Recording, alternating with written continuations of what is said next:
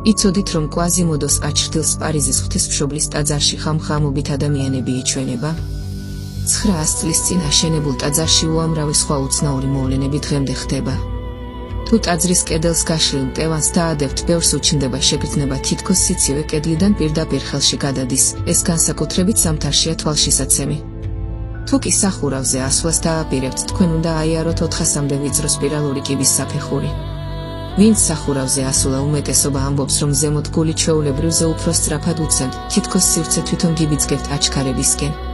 ტაძრის შიგნით მოძრაობისას თუ ყურადღებით იქნებით, ზოგჯერ თითქოს საკუთარი სახელის მსგავსი ხმა გესმით, მაგრამ როცა გაჩერდებით, ეს ხმა იკარგება, უკვე არავინ გეძახით. ტაძარში სიარულისას თქვენ მკაფიოდ გაიგონებთ თქვენი ფეხის ხმას და უეცრად თუ გაჩერდებით, ხმა წყდება. ტაძარში უამრავი კარია, მაგრამ მათ შორის არის კარები, რომლებიც ჩვეულებრივ არ იღებიან, მათ მხოლოდ გასაღებით თუ გააღებთ. როდესაც ტაძრიდან გამოდიხართ, ყველას ისეთი გრძნობა რჩება, თითქოს თქვენ მარტო არ გამოსულ ხართ ტაძრიდან. ეს გრძნობა ძველ ჩანაწერებშიც არის ნახსენები.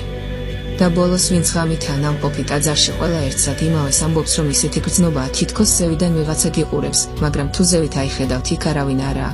ვინ იცის, კიდევ რამდენ საიდუმლოს ინახავს პარიზის ღვთისმშობლის ტაძარი Notre Dame de Paris.